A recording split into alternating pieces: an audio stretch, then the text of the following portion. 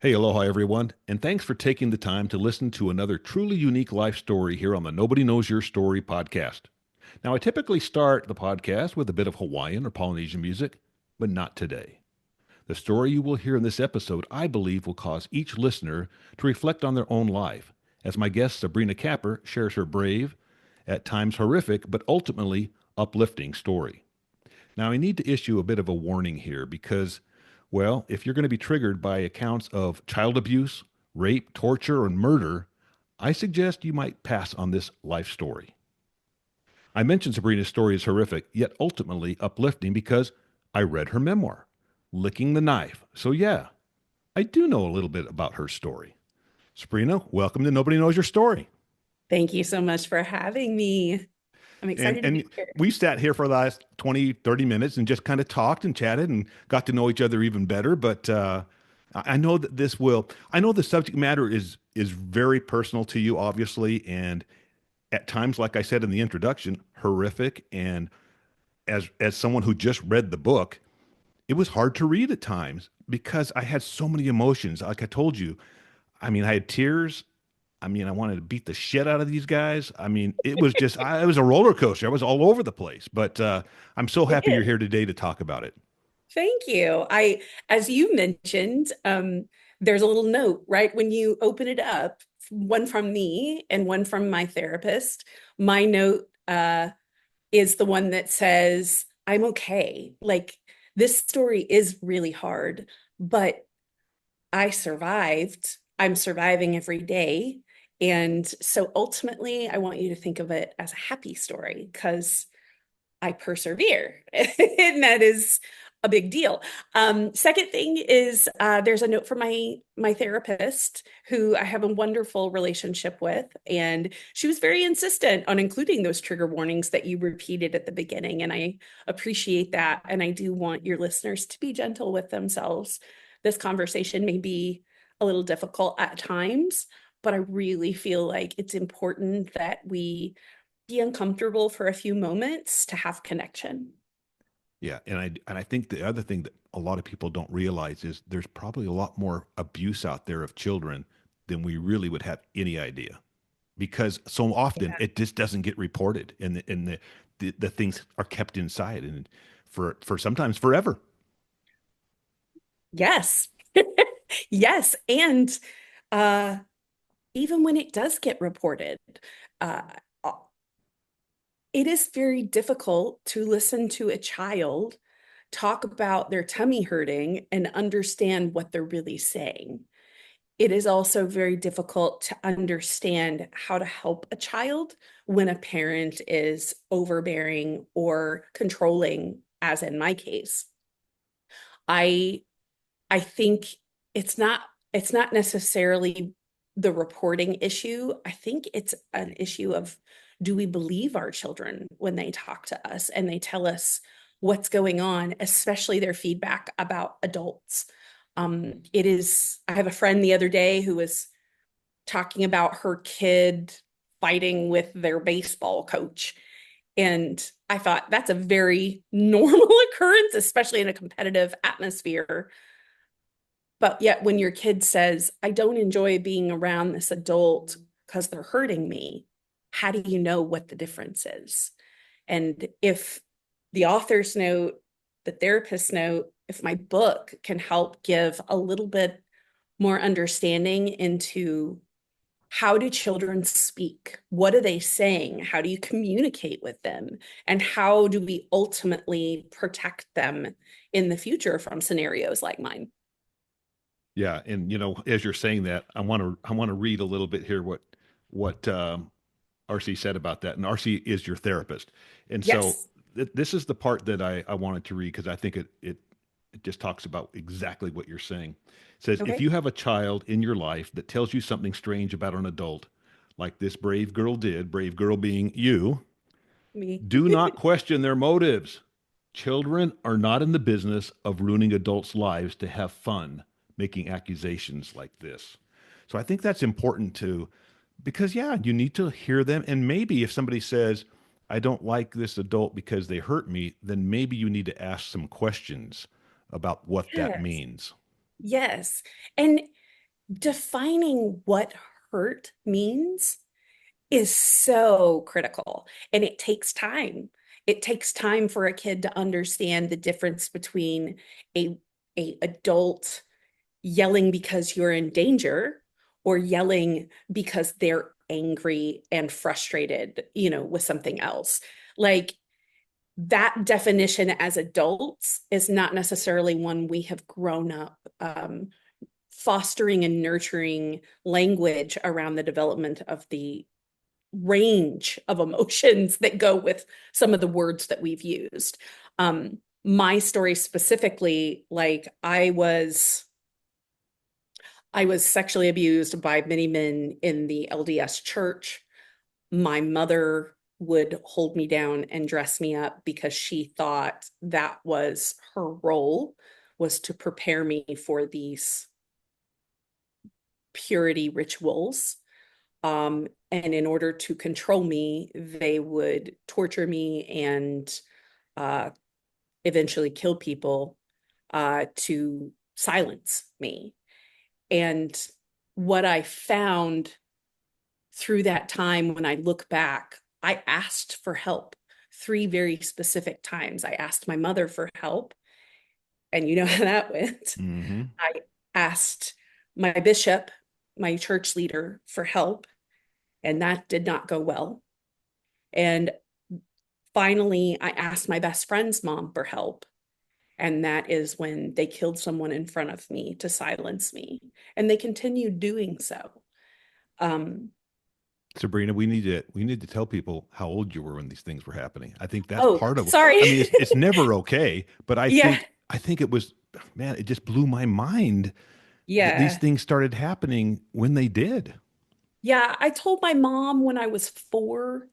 That was the first time it really started happening, to a point where I describe it pretty graphically in the book from the child's perspective. Yep. And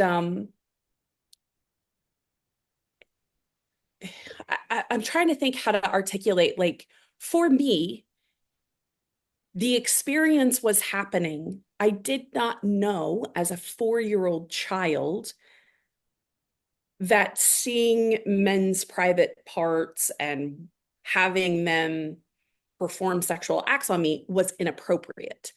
I had never even had a conversation about what that kind of actions were. I mean, so when you think about a kid doesn't have the language to say they're hurting me in this way, there's no way to communicate that. However, when you don't have, like, my mom obviously was protecting herself, but even a normal adult, like some school teachers or Relief Society people, like, they knew what was going on. Like, when a little girl can't sit down for a week, like, there's something going on. Hmm. But what's surprising is it was never allowed or never appropriate or never cared to ask, your tummy hurts. Well, does it feel pokey like a porcupine? Does it feel full? Oh, it's not actually your tummy, it's your butt. Oh, well, what's wrong with it? Have you gone to the bathroom? Like, there are parents that have, or excuse me, there are questions that parents would ask, but we have got narrowed it down where no one's asking anymore. And it's it's uncomfortable to talk about, but I do feel like it's a very worthy endeavor for people like you and I, my therapist, RC, to talk about it publicly and have a transparent conversation where our listeners today, they don't have to say anything. They can pause and stop listening to this at any time where they feel like they need to protect themselves, but they can also listen and absorb that this happens and there's something you can do. And it doesn't have to be this big thing. It can just be, do you need something to eat today? What do you feel like you need? You need to lay down? Well, let's go put you in a little blanket for 15 minutes. And I know it's a little weird when they're not your children, but man, it's not hard to get that kind of care for kids. And I think when we look at the conversation around family within high demand religions, which I was in the Mormon religion, there's a huge focus on the purity and sanctity of children, but we don't really prize them as people. It's more as possessions. And I hope that as we continue to talk about it, we can talk about how do we have conversations with kids that are meaningful for development outside of a religious context? Because Sure. I don't think there's a lot of that going on. You kind of mentioned that earlier. Yeah, and I want to say this because I can't remember who reached out to me about you. Oh, Was it somebody? Was it Heather? Is that I can't remember now. I don't I know. get people Maybe, I get maybe. people multiple times a week that contact me to be on the podcast, and I do Oh, sometimes get mixed up as to who reached out. But oh I gosh, I don't remember know, but thank you, but I whoever it remember when was. you sent me the note and said that you had read my bio and saw that I Yeah. went to BYU, and you said I have some things that might disturb you in my book about because I was LDS. So I just want the listeners to realize you and I didn't know each other. No, I had no idea that you were brought up Mormon until you told me that. And I thought, what a coincidence for one, because, you were raised what in Oklahoma, I believe, and now you're yes, living in Dallas, Texas. So I mean, so we don't listeners, know. this was just a unique thing, but because of that, we understand each other a little bit when it comes to talking the language of Mormonism. We both understand it. So when you Yes. talk about your grandfather being on the High Council, I know what that is. Oh, he Yeah, was. So this is where I can really get in because it's hard to talk when you don't have the language of that specific religion. So right. my grandfather was a bishop. He was a first counselor, a second counselor. He was a high councilman. He was a very respected and revered person in the community. Um, he also was a World War II vet.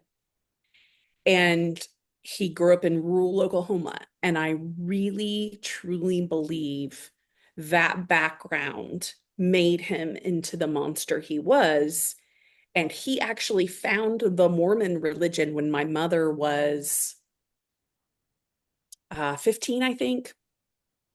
Um, and I think he found the Mormon religion and he found divine righteousness to justify his existing proclivities. And when I say that from a perspective of he lived in a house with four women. My mom and her two sisters and my grandmother all lived in this house with a man who needed divine authority to be supreme, so to speak. In addition, he was an engineer. He worked for NASA for a while and CES.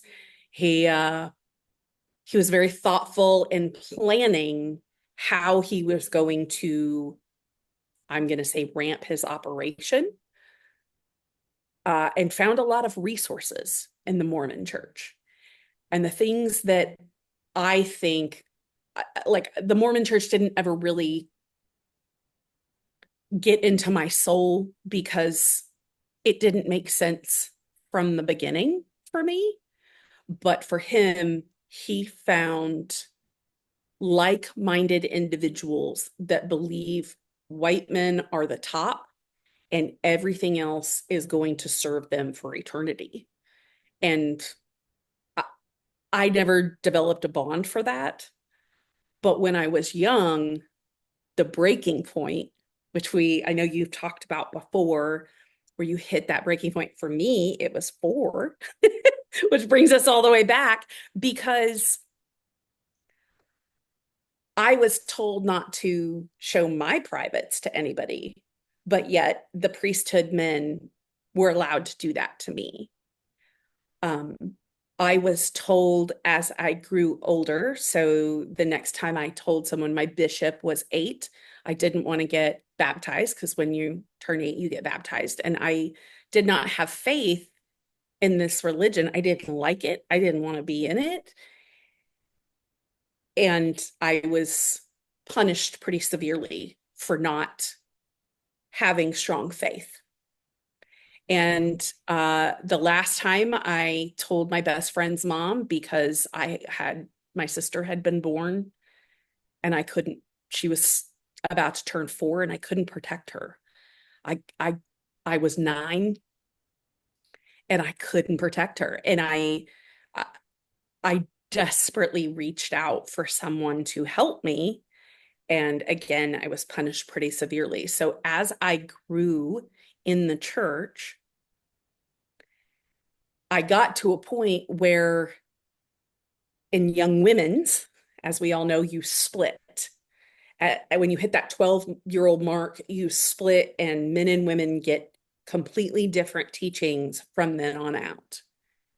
And women's is mostly about virginity, purity, and your role in supporting men for the rest of your life.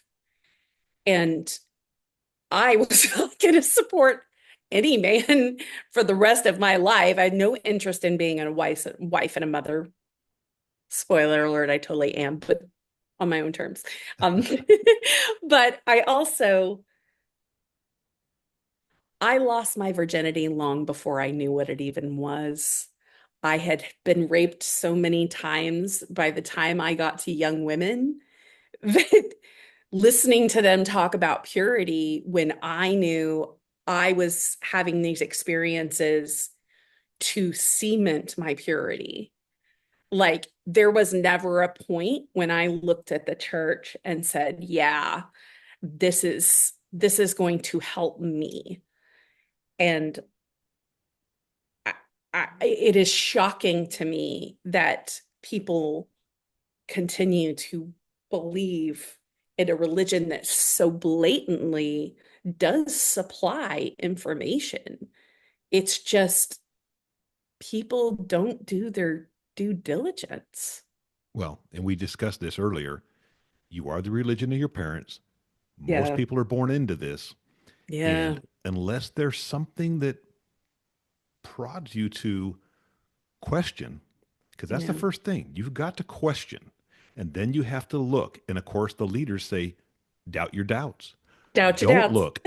Uh, don't study anything that's not approved by the church. So it's a wonderful, wonderful system that they keep people in. Because what will happen is people will be like, huh, well, he's super smart and he believes, so gosh, it must be true. Well, he's super smart, but he's not smart enough to question and to look. And so, but I want to go back to what you said earlier about how you kind of had realized that this wasn't going to work for you very at a very young age. Yeah. And while you're saying that, I'm thinking to myself, well, you're looking at these members in high positions within your local community there in Oklahoma that are doing these horrific things to you, possibly to others. And yeah, I think it would be natural that you don't want to be a part of that. I mean, but see, if you'd had an You would experience, yeah, think. if you'd had an experience like the one I had, where I'm looking at my parents and my grandparents, and they were just wonderful examples to me of just being good people and encouraging us to do good things and being supportive. And so I didn't have that experience. So I didn't have Yeah. those questions. I didn't have that kind Yeah. of a role model in my life. If I did, perhaps I would have left much sooner too. So, I I definitely feel lucky that I didn't have to fight that battle. I I know how difficult that must be for people who have an adult level faith in that system, and I can't imagine what it must be to let go of something. I know what it feels like. For me, my faith was in my family. I I really thought they were taking care of me for a long time. And then I thought they were done hurting me. And then I got to the point where I was like, oh, they don't care about me at all. It's very Handmaid's Tale. Like it's very women women are only allowed to be useful from a supporting role and a uh, birthing perspective. And I wasn't interested in those things ever. Like, I never having bodily autonomy meant that that's all I wanted. I just wanted to live by myself, and I wanted to, like, that was my dream, was to be on my own and have to cut off access to my body to anyone at any time for any reason.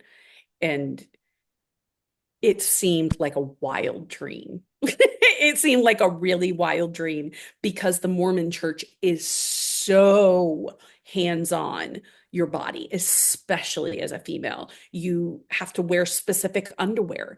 You have to cover, like, I know I have an extreme case, but at 4 years old, I was being told how cute and precious and sexy I was. Like, I understand that was feedback from bad sources, but it were messages I received my entire life. Like, I always thought my body was a weapon.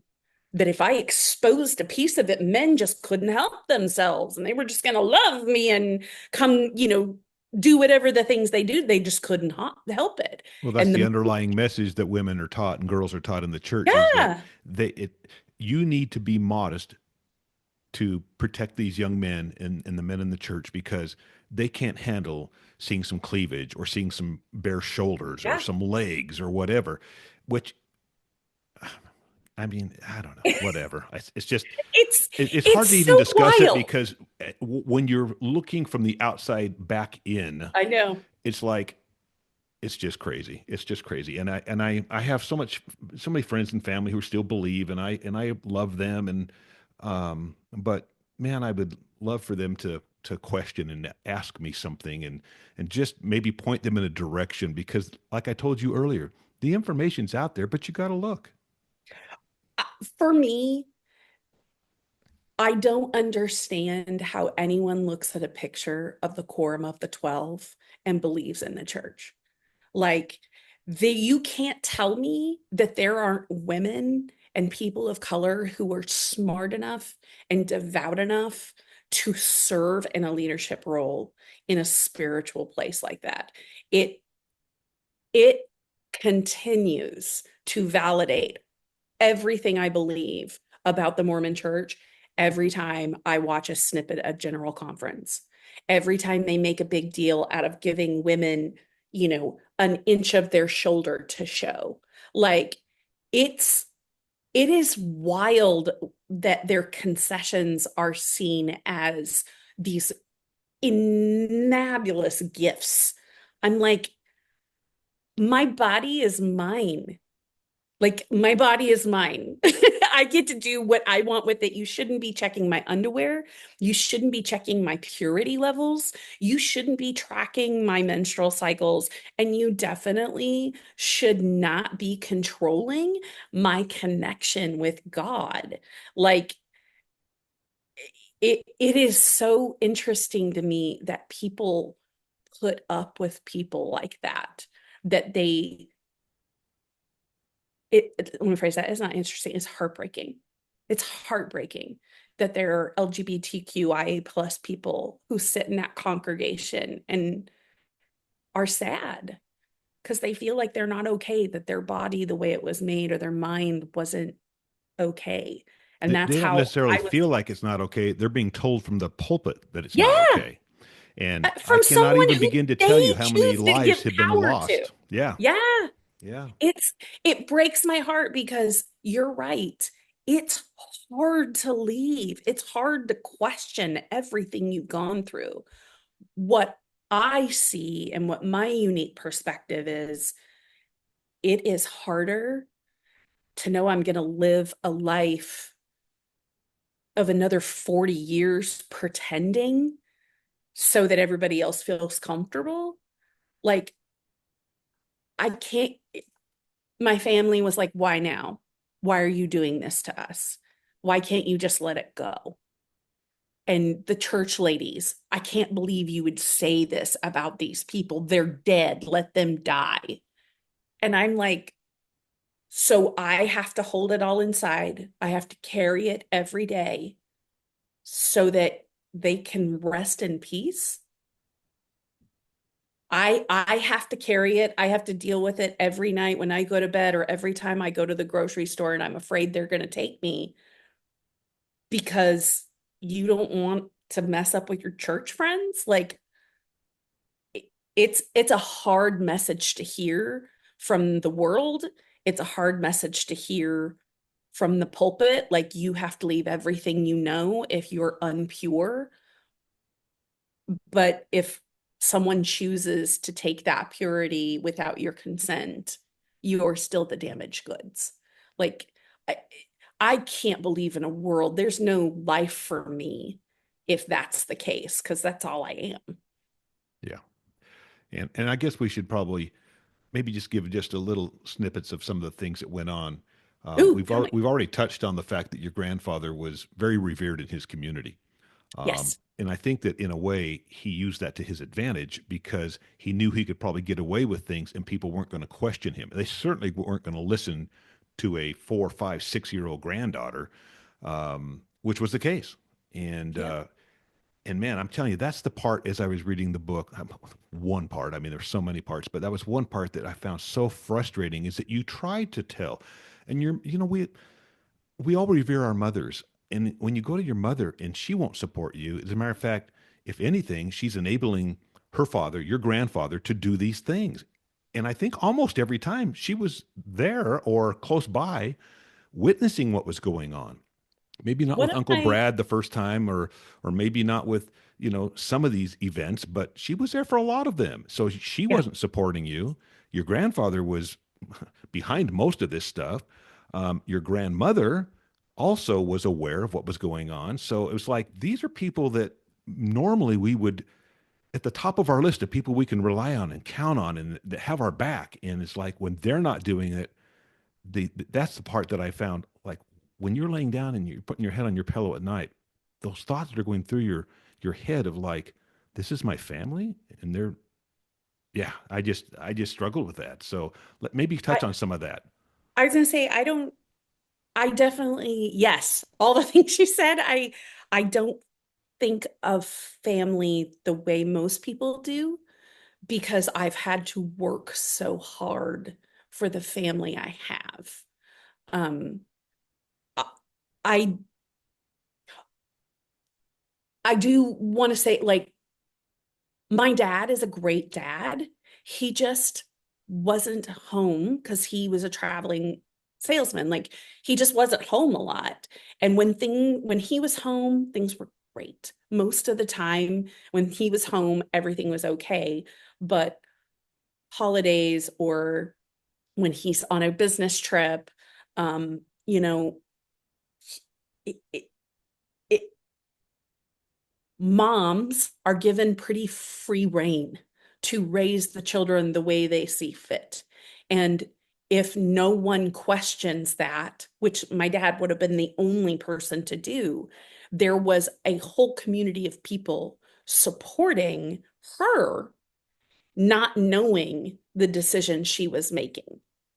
If I think with kindness and compassion, I believe my mom was a victim of something too. She has her own Oh demons yeah, she I deals with. felt that way. Yeah. Yeah. Um, However, she made a choice when she had me. And my feeling is from the moment I was born, she wasn't real thrilled because once you're not a baby, well, even when you're a baby, like you're crying and pooping and you require a lot of care and you don't give a lot back. And that continues through childhood. Toddler years are pretty good. You're pretty lovable then, and you're not that wretched. But once you start developing, her need to control my intellect manifested in her participation in the abuse of me. And I suspect that is a generational issue on many levels on a spectrum. I'm at the worst end of the spectrum, I think. But I think there were a lot of people who had parents who fought in a war, who got told to come home and hide their feelings. And it was some horrific shit. I mean, we're talking about Hitler and concentration camps. And I mean, you don't see that kind of fighting and treatment of people without being affected. And then they had children, and they had children who they had no interest in developing emotional intelligence. It was all about achievement. And so these, this generation of my parents grew up thinking that they just constantly had to achieve and produce. And now they're very bereft of emotional intelligence because they were never taught. And so when you have a child and they have abuse and you're in the middle of abuse, like, you have two choices. You either beat them or join them. And I know how unique I am for beating them because no one else made it out. I mean, my sister and brother are longtime drug addicts. They're homeless. They stay with her still.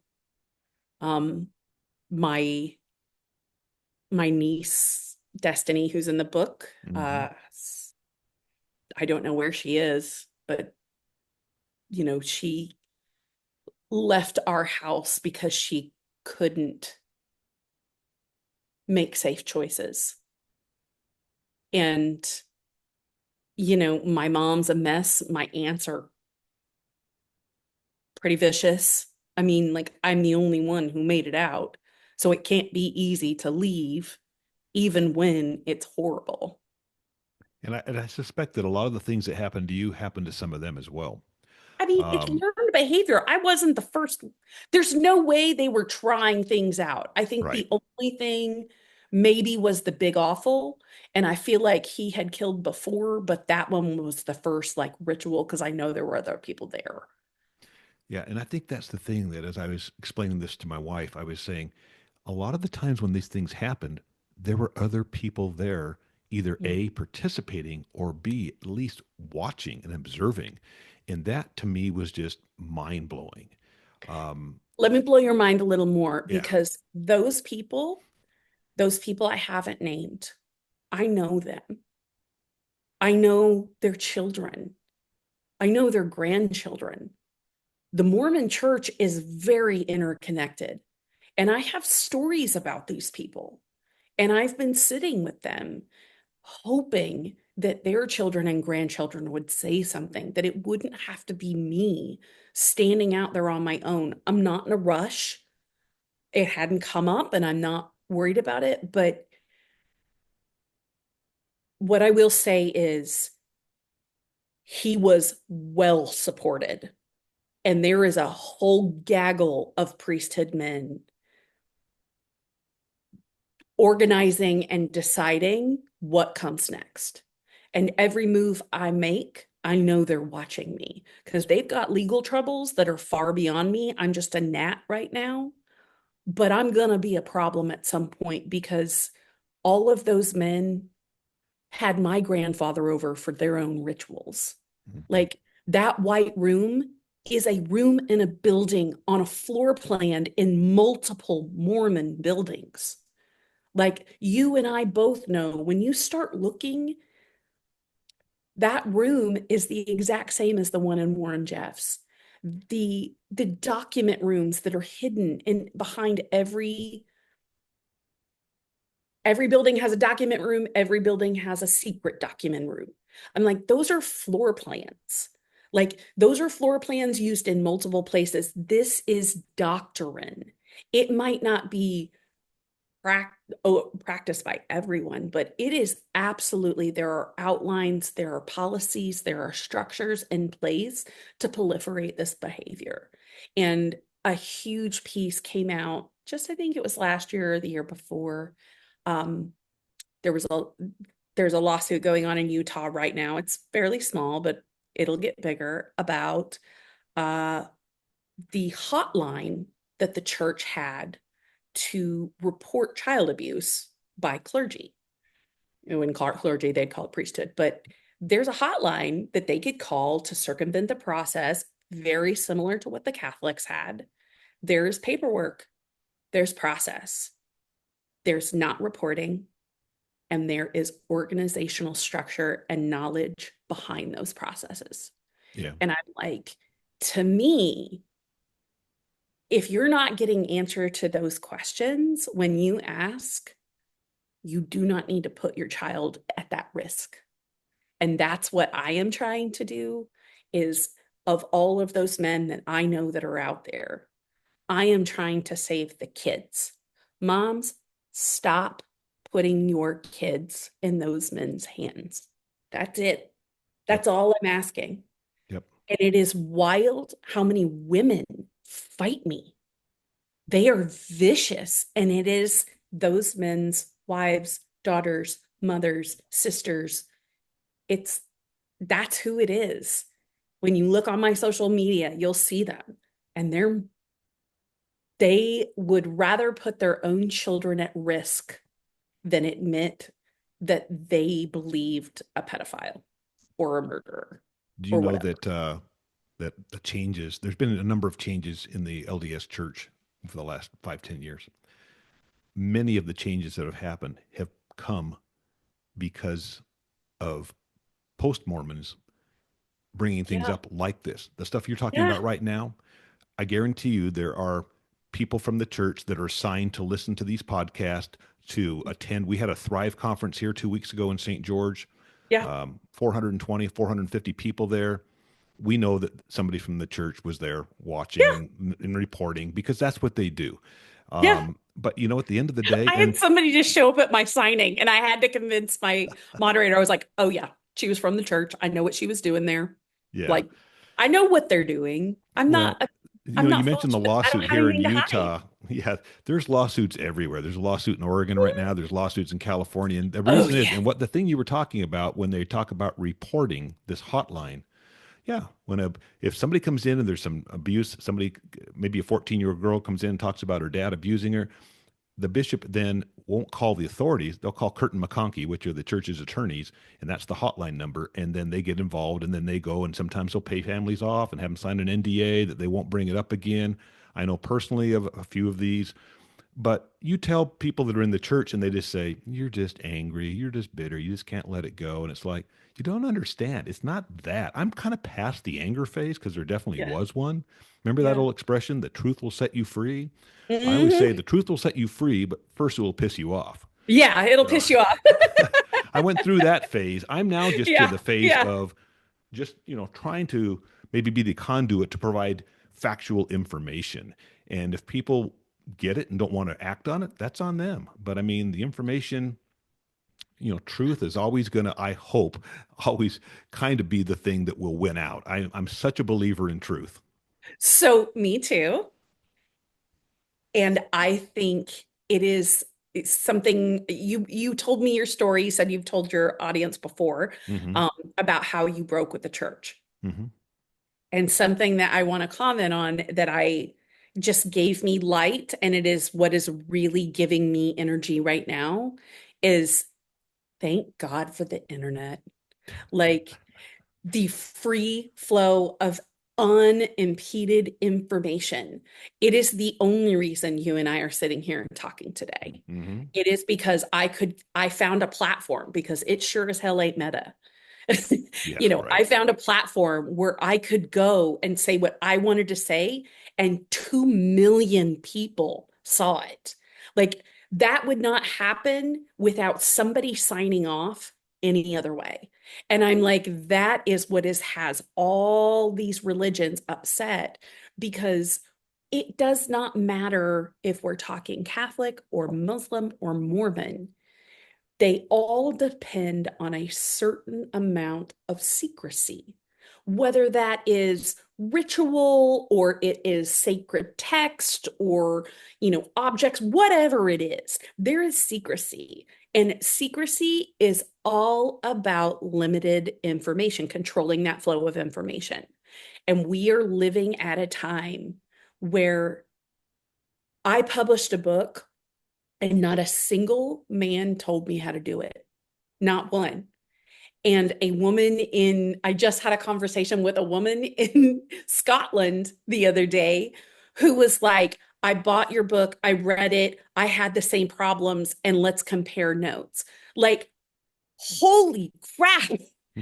That's, I mean, yes, the internet's been around for a while, but the opportunity to put out a story with absolutely no interference is having them all shaking in their boots because the thing I love, and I know it's controversial, but the thing I love about TikTok is you can see something so real and authentic without the filter of another um, lens of control. So let me give you an example. As I mentioned, my professional career was in PR and communications. Many times over my career, I supported the top level of executives. We're talking COO, CEO, people who make tens of millions of dollars of every year.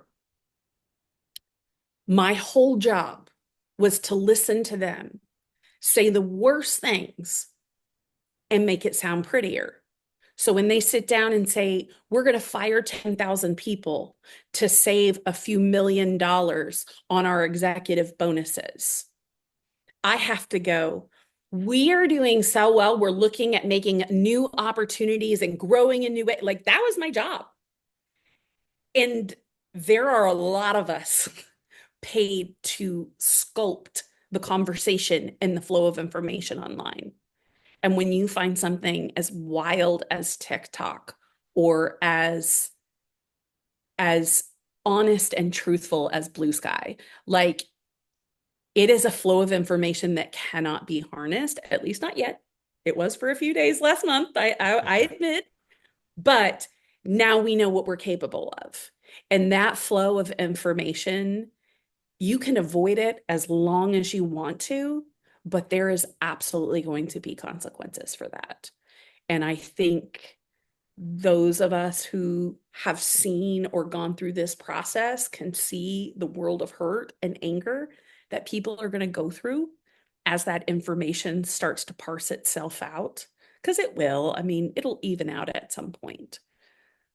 But I don't think Delulu is going to be a very popular option for much longer. Yeah. I wanted to kind of step back for a moment too and talk about your dad.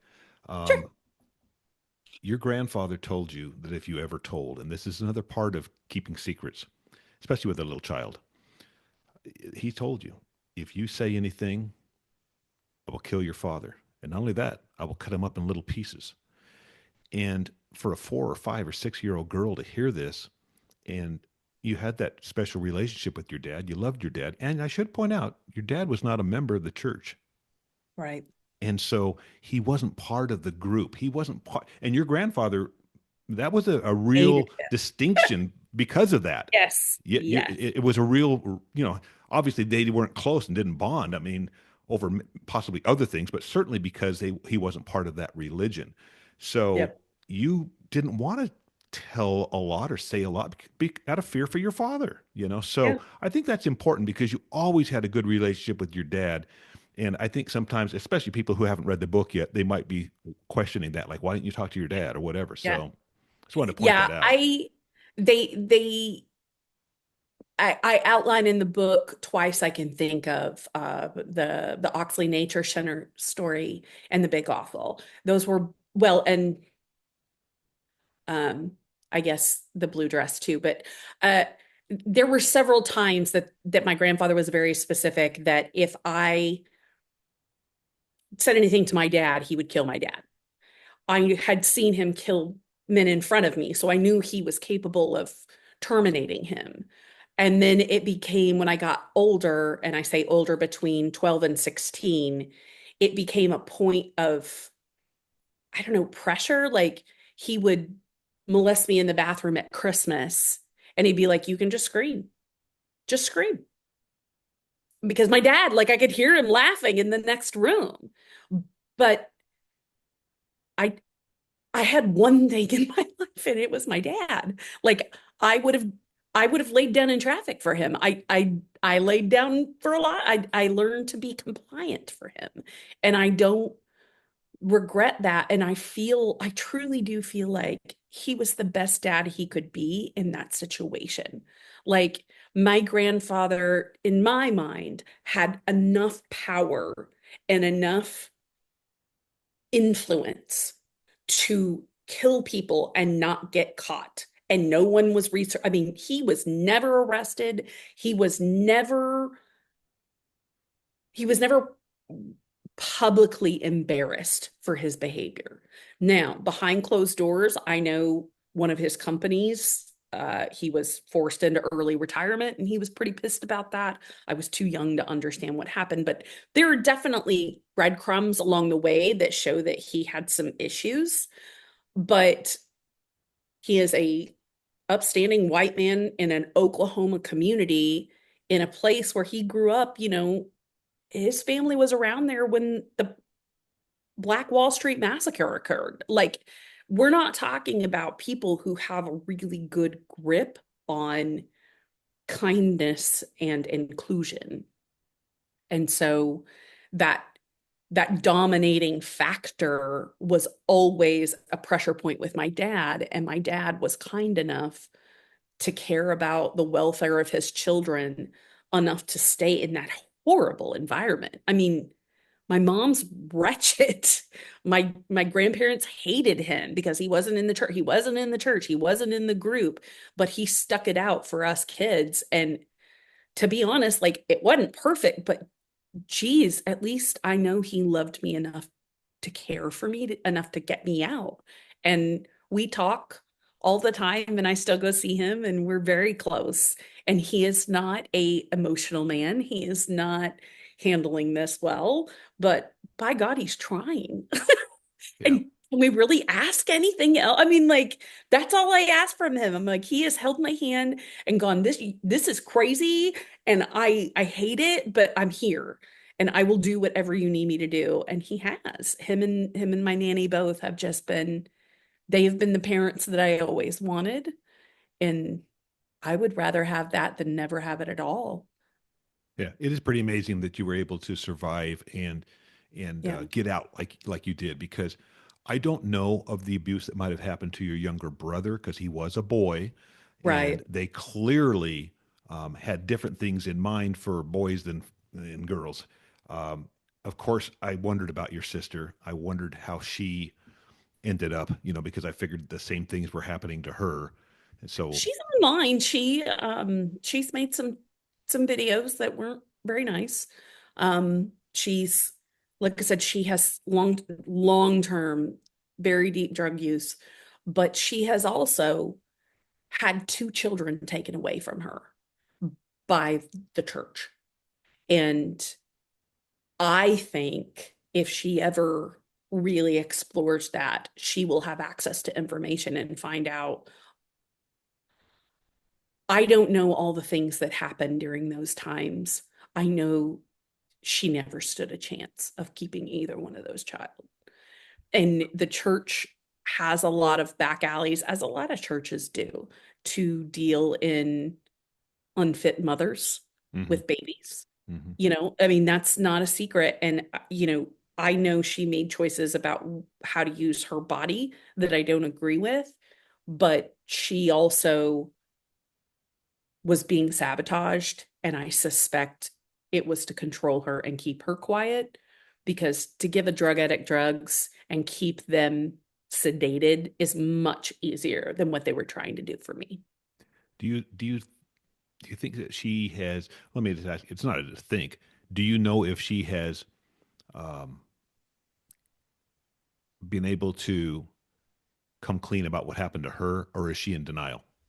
No, to the best of my knowledge, the last time we talked, she did call me after my first video went viral. We hadn't talked in like 20 years, not since my niece was born. Um,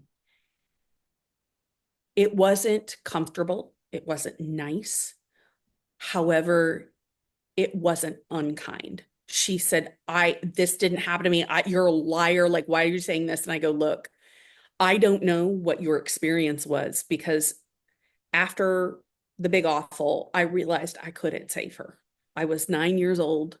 I had no one on my side and I just couldn't do it. And so I cut that, like I just cut her off. I was never a sister to her. I was never on her side because I couldn't and survive. Like I just couldn't bring her along. She like I was not a good sister. I was not supportive. I was not there for her. However, she doesn't know all the things that happened before she got there, and she has no idea what my life has been like since. We didn't live the same lives, even though we lived in the same home. Okay. Yeah. Um, I don't know if, you know, we're talking about your story, and of course, we talk a lot about the things that happened when you were a child, and we've touched a little bit even on some of your adolescence as you got a little older. But what happened? Where was the point where you were able to leave home and kind of get out of that environment? How did that happen? Yeah, it's a good story. So, two things. The first thing was I graduated high school, and my father fought really hard to let me go to college. And my grandparents did not see any use for an educated woman. But I really wanted to go. I had really good grades. I made it in, and my grandparents had the money, and they were like, well, we're not paying. And my dad was like, it's fine. And he helped me get student loans. And I worked 3 jobs through college, and I graduated in 4 years. I had a job lined up in California to go and like work in the music industry. And I was like going to be this big deal. And my mother sabotaged it. And so I finally, as soon as I graduated college and became fit enough bodily to do so, which was about 5 to 6 months, I bought a horrible apartment in a shitty part of town, and I moved out. And I worked at a hair salon as the manager, just as a front desk girl, and I made it work. I made it work. And I got a job teaching. I taught dance for 20 years, and it was the love of my life. And I was so happy. Like I was poor as a church mouse, and I had no support, but by God, I was really, really happy. And then I met my husband, and kind of went Yeah. from there.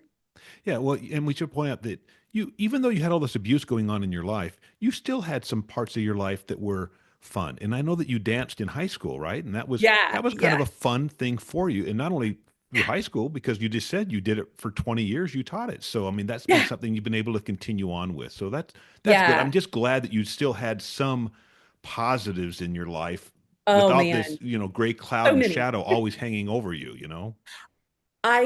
As I describe in the very last chapters of my book, the big awful split my psyche, basically. Like I don't have multiple personalities, but I definitely am not just one person. I have bits of me that are fractured and young and hold those really horrific memories.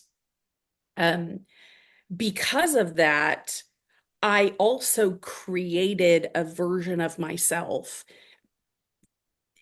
all during junior high years. As adolescents, you figure out how you're going to start navigating your life on a long-term basis. And I realized I had to live two lives. I lived a life when I was with my family, and I lived a totally different life when I was at school or doing activities I wanted to do. So people who talk to me, about me in high school, like I was a pom-pom princess, like I was popular, and I was on the pom team, and I made straight A's, and I was on student council, and I was an activity, a joiner, like nothing to see here. I am living my best teenage dream. And then I would go home and be cockroach girl. Like I would just do whatever I was told to do, whatever meant I was going to be hurt the least amount. And I will go into those details in a future book, I think, because it got pretty bad from that perspective. But I took such ownership and pride in the persona that I tried to present because I didn't want to be the broken girl. I didn't want to be the sad girl. I know who that girl is, and it's a harder life than I could bear. Mhm. And so I needed lift and I needed fun. And all I had access to was my public education. And so I used it for everything it was worth. I took every class I wanted to, I joined every club I could. I was there as much as I could be there to get access to people and safety and food, as much as I possibly could. And it worked. Like I love dancing. It's my favorite thing. I love coaching kids. I coached for 20 years roughly, and I love all of them. It was one of the most rewarding things I've ever done in my life. And I have an incredible husband and son. I had an awesome career. I live in a beautiful house. Like I built a gorgeous life for myself, but I was living two lives and it broke me. Like I ran out of steam. I couldn't do it forever. And they were never going to let me go, which is how the book starts is they they came after me. Like I thought I was done. Like I thought I was home free. I thought I had broken all of the ties that I had escaped and they came for me. And I'm just like I can no longer live that carefree life. So now I'm just like, there are no more secrets. I'm just not keeping anymore. Like, don't tell me. I don't want to know. And if you've got secrets that you're hiding, especially those priesthood members, like, get your house in order because it's coming down. Yeah. Like, I don't have anything to lose at this point. Like, you can take my house, you can take my car, but you'll never take my mind. Mhm. Like, I will always have it. I will never again in my life stop painting or writing or drawing or watching and listening to other people's stories. It is It's the and most speaking your valuable truth. currency. Yeah. Yeah, it's the most valuable currency in this life. Well, there's so many things that I thought of as we're talking, but listeners, buy the book, Please Licking ask the me Knife, questions. because Send I've me got things I DMs. want to, yeah, I got things I want to bring up, but it's like, I don't want to tell your whole story. You got a little book here that you're marketing too. So, I mean, I was going to say, I am open to any and all questions. Please DM me, send me, do a video review and tag me. Like, I love the interaction, and people, with the exception of maybe like five, people have been so nice. They are so supportive and they believe me and they listen and they share and they have experiences like this. Like, I told Larry this when we started. I never in a million years thought I would have a, a white man member of the priesthood say, I believe you. Like, you don't know what power that holds for a young girl who was never believed by those specific kinds of people. And it is my number one message that if I can tell anyone, it's that we really need to understand that we cannot judge books by their cover. I know so many white men who are absolute angels, and I know so many heinous white women who are evil. And like, I know black women that stood up to my grandfather, and I know, you know, old men who just beat down on little girls. Like, that trope of what we think is safe or authoritative or telling the truth is changing. And we have the opportunity, and by we, I mean me and people with different experiences that are hard, that are traumatic, can just share them with the freedom that so many other people have enjoyed their whole lives. And I think that's what gets us past the cover. I think that's what's in the book is when you see an experience and a perspective like my own, it helps you, the listener, or the reader in this case, see, oh, I'm not the only one who thinks like this, or oh, I had never considered that before. Like it just makes you a better person. Yeah. And man, the only thing I would say that you said that's probably not true, it would be I'm not a priesthood holder anymore. Oh yeah, not anymore. I gave that Just up. how about this? You were allowed to at some point. Yeah. That's I still have the the same amount of permission. power as I had before because it's all in your head. But let me just say this, and this is one more thing. This is just a little carrot I'm going to dangle for the people out there that are thinking about buying your book. We didn't really Okay. even talk about some of the torture that you went through, but you mentioned how much you enjoyed the food when you were in school in the public schools, because that was one thing that was withheld from you when you were a little child. You know, when you're put in those Well, it closets and was the light was shut withheld. out and you It were in there, it was was, dark and no food, it was, you know, growing up as a young woman, you're never happy with your weight, with your body fat, with your health. It is only as a 40 plus year old woman that I have even gotten to a point where I don't count every single calorie that goes in my mouth. Um, my mother, the Mormon church specifically, is very good at coming up with ways to torture you without leaving a mark on you. And I'll give you some examples. My mother, in one of my stories, uh, put black pepper on my tongue. And it is a story she tells all the time to all her friends, to all of our friends and family, that because I was such a naughty little brat, I bit some kid and she put black pepper on my tongue. And that story was held over my head for my whole life. Me taking ownership and going, she put it on my tongue for 3, 4, 5, 6 hours at a time. And I couldn't breathe. It was so much like it would make me sick for days. And I know I remember hearing my friends' moms talk about that. My friends in the church. I recently saw a girl that I grew up with in the church, and she's like, oh, yeah, I don't talk to my mom anymore. I'm like, I would hope not. And I remember, it's her face just, what? And I'm like, well, yeah, like kneeling on the wet tea towel. Like, no one's ever going to know how bad that hurts, but man, it's awful. It is horrible. It is torture. And I would do it for hours and hours. Or she would put this brace on my back where I would stand up straight and walk by with a knife and stick me if I didn't hold my posture correctly. Like it is, it is uncomfortably horrible to hear the kind of things that she came up with to hurt me. But if I had told anyone, shit, even now, my whole family will not deny that I had black pepper on my tongue or that I bit a kid or that I had sensitive skin and I was allergic to bubble baths or that I couldn't drink strawberry soda. Like they all know that my mom was torturing me. They're just like, is it really that bad? And Right. that's kind of where we get in trouble is in my world, anything over 0 is that bad.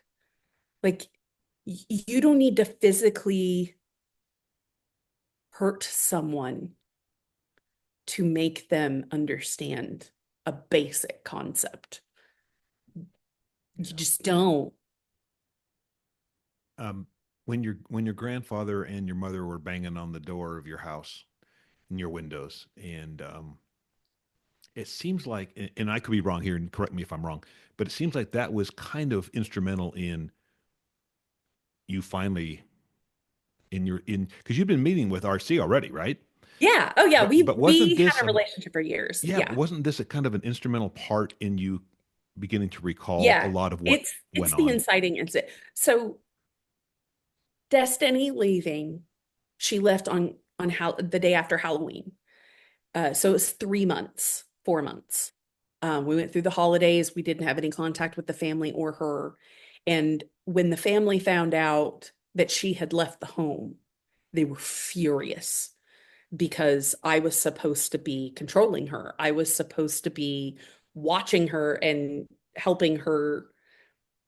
They thought grow into they thought I was taking her over to control her because she was so out of control. Thought I was taking her to get her out. She, on the other hand, was so glad to be out that she couldn't deal with what she was going through. And we tried, but she wasn't ready. And so she left the home and they found out about it. So that 4 month time period, we had no conversation. And then when they came to my house, it reminded me of another time. It was a flashback of another time where my brother came to my house and banged on the door and was freaking out and crying. The police were called. He was dragged out. Like it was very traumatic.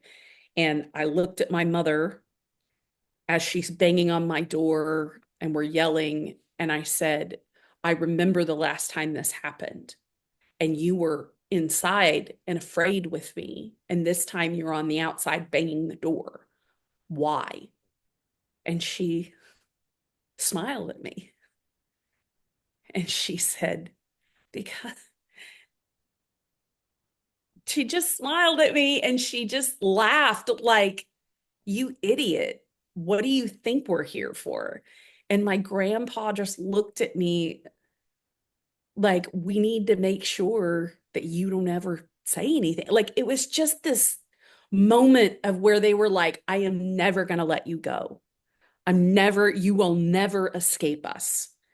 And so when I get in moments where I feel like I'm backed into a corner, I'm like, okay, how do I walk on the ceiling? And the only option I thought was, I'm like, all right, I'm just going to do this. I'm going to go all the way down the rabbit hole. And if I die, I die, but I'm going to record it. And I did.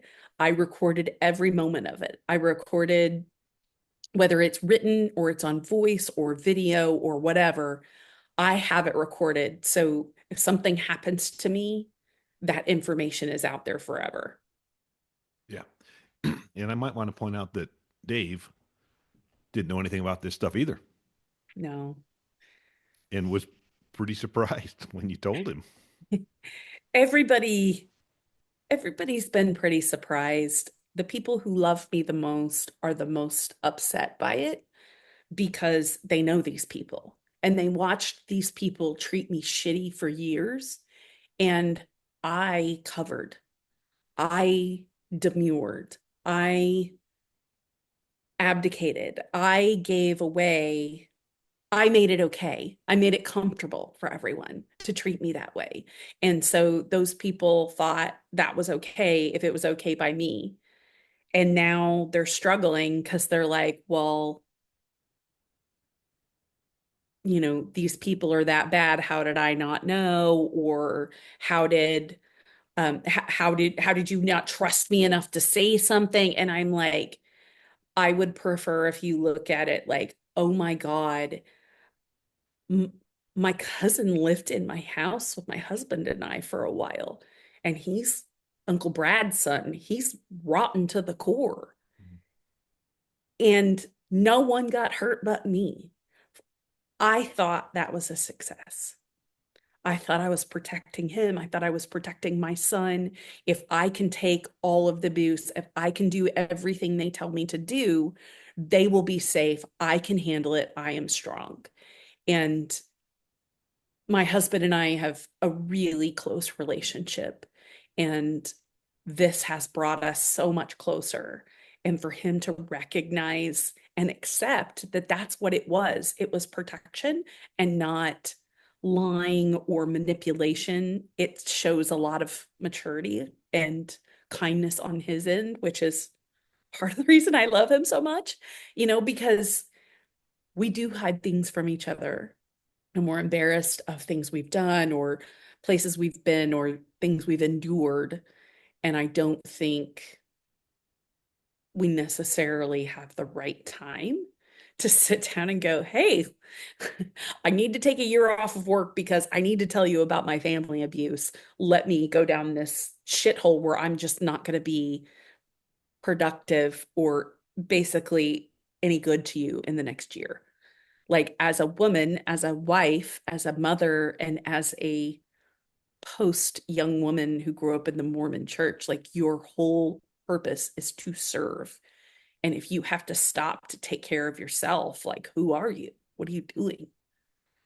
So it's very, he's very compassionate in listening to why I made the choices I made, and that there's no culpability or anger from his, I'm not mad at my husband or my father. I feel like they loved me and protected me and trusted me to take care of myself. And now I'm like, I need you to help me a little bit and take care of me. And they do. They've stepped up to the plate. Well, I'm glad you had those positive role models, those male role I models in your did. life, Yeah. because man, you had some bad I had some examples. bad ones. But aren't I a lucky girl to have the good ones, right? Like, Yeah, that's, yeah, I you I are. continue to reinforce the good things in my life because that's where I want to spend my energy. And talking about this may sound very difficult for most people, but for me, it's like, for the first time in my life, people see me as a full human being and not just the pretty, pretty princess that makes everybody feel happy and comfortable. And that's feels good. It's interesting. It's different.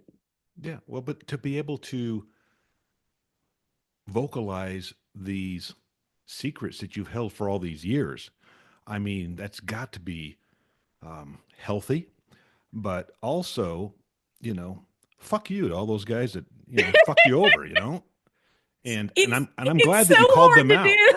Yeah, I'm glad you called them out. I'm glad that they got named, and I could care less if they're offended or put out by it. It's like I would love for some sort of authorities, that could do something to take care of these guys. But unfortunately, as you've mentioned in the book, they were well connected in the community, they were respected, and that happens a lot, unfortunately. And I will say this, there is a long history of my family with legal services, police department, human services, child protective services. I mean, documents going well back into the 90s. However, I also understand that they operate within the limitations of their organization, their policies, their procedures. And I don't have a naive enough view to think that that works. I've seen enough cop shows to know that bad people go free. Mhm. I'm not mad, but I have seen a little bit of spark from local law enforcement in compassion with my story. And there are bodies to be found. There's a treasure box to be found. There is a gun. There is property. There's warehouses. There's all these things that could be found if that was a option that people want to pursue. Like, I don't have the means to do that. However, I do think law enforcement is more aware of the church and the trafficking they're doing of the tiny humans they're in charge of. And if I call attention to that, or I save just a few kids from not being in primary with some of those men, like, I feel like I changed the world.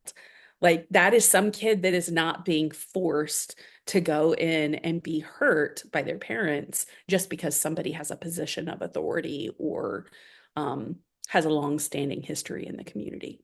Yeah, and I want to say too that not that it matters. I mean, because people aren't. You can give people facts, you can tell them things, and they'll just disregard it. But obviously, when we talk about the Mormon Church, we're not talking about everybody in the Mormon Church.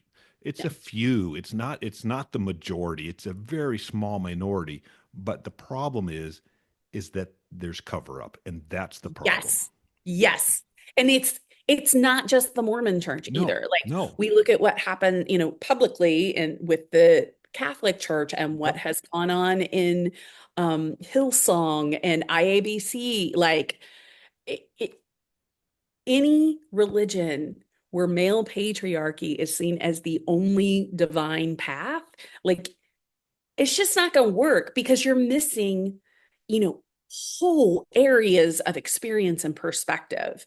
And anyone who wants to lead to a divine awakening has to understand a human experience is so vast beyond the small sliver that we get from whatever our chosen deity is. So it it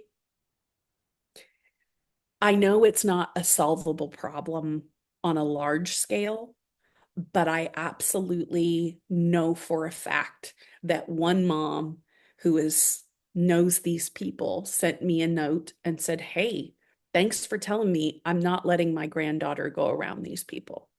And I'm like, that's amazing. She Yeah. doesn't have to make a declaration. She didn't have to tell me, but she made a decision that will save those children and alter the course of their life. And I'm like, it's literally that simple because the thing they fear the most, it's not prison, it's not the legal stuff. It's exposure. It's the disgust. It's when someone who looks like you goes, gross. I don't look at little girls and go, yeah, you're hot. No, Yeah. you know, like, but for so long we've been worried about like hurting people's feelings or whatever. I'm like, no, no, you need to say, no, that's not okay.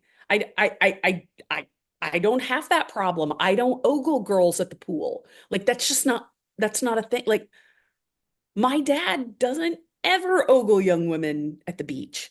Like that's not a thing he does. I can tell you But that that is not a normal behavior. And exactly. that as simple as But that, there's that a is not a narrative normal that it thing. is. I'm like, no, it's not normal. And who, the men who know, you, you wonderful, sweet, kind men, you don't get enough credit. And you've been told for a long time that that sensitivity and kindness was weakness. And I'm like, it's not. It's what saves people's lives. It's it's what real divine intervention looks like in my case. I don't need eternity. I have a wonderful life. I'm very happy and I'm not worried about what happens after I die. I'm more worried that we're going to go under a totalitarian regime and I'm going to be a handmaid. Like the loss of my bodily autonomy scares me more than the afterlife. Yeah, if there's one thing that I would like to eliminate from the earth, it would be patriarchy, because Oh, I do wouldn't that be not lovely? know. I mean, if you go back, I mean, I don't want to get into a whole thing on this, but I know, I used know. to be matriarchy, and then it went to patriarchy, and now it's and for whatever reason, I don't know why. Um, Women seem okay with it for the most part. I mean, if you just said you don't need eternity, well, can you imagine the whole goal of a Mormon woman is to reach the celestial kingdom and share her husband with hundreds, if not thousands, of other wives. Now they don't like to talk about that, but that's the belief is that they're going to No, be in a that's polygamous what I spent relationship my in whole the life eternities. preparing for. Like my grandfather, all the things he did were to prepare me for that because he thinks, I mean, he's dead. He died four days after I confronted him. He he died and he thinks, according to him, he is on his own planet and my grandma's there. And when my mom dies, she'll be there. And when my aunts die, they'll be there. And when I die, I'll be there. And my sister, and on and on. He will have us all as his harem for the rest of eternity. And that's all I had to look forward to was being prepared to be his. And I'm just like, religion doesn't really offer a great view for women. Mormon religion doesn't really offer much to women at all, Yeah. or Any high Black demand people, or religion. LGBTQIA. Like they don't. It's like if you're not a white dude, like your life is basically just to serve me. And I'm like, that doesn't give you enough to hold on to. Yeah. Yeah, you would think that. And again, it's not just the Mormon. Any high No, demand no, religion is yeah. set up to benefit the men and keep the women in line. And I just don't, too many women are okay with that. And I just wish they wouldn't be. And, But hey, I have It's so hard. much enjoyed you being here, Sabrina. This has been I so think this interesting. has And been so lovely, Larry. Thank you. oh, you're so welcome. And I tell you, the book is not an easy read. I told you that when we were talking before. And you say in the beginning of the book, hey, there might be sentences you've got to skip or pages you Yeah, have to, or chapters you just may not want to read because it's a hard read to see what these people did to you and what they put you through. But to see where you are now, I mean, I'm so happy for you and I'm happy for the thank life you. that you're living now. Thank you. I'll tell you what, like Handmaid's Tale is one of my favorite and it's coming back on. So that's why I caught in my mind. But like I watch it going through all the hard parts, knowing June Osborne's going to come back and she's going to stab Waterford and she's going to kick ass and she's going to get it. And I'm like, that's where I am. Like, I made it. I made it through. And whatever else is after this, it won't ever be that bad again. So I'm like, man, I hope people can make it through the bad so that they can go, okay, this is doable. That's what I always wanted to see. I wanted to see someone with a story as rotten as mine and see them thriving and see them living. And I did. Surprisingly enough, it turned out to be like The Color Purple was one of my favorite, or The Handmaid's Tale, or, just stories of women who are just like, I just endured it and then I kicked ass anyway. And I'm like, man, I think that is the hardest thing for some of those women who support patriarchy to follow is that they don't quite have the courage to try something else.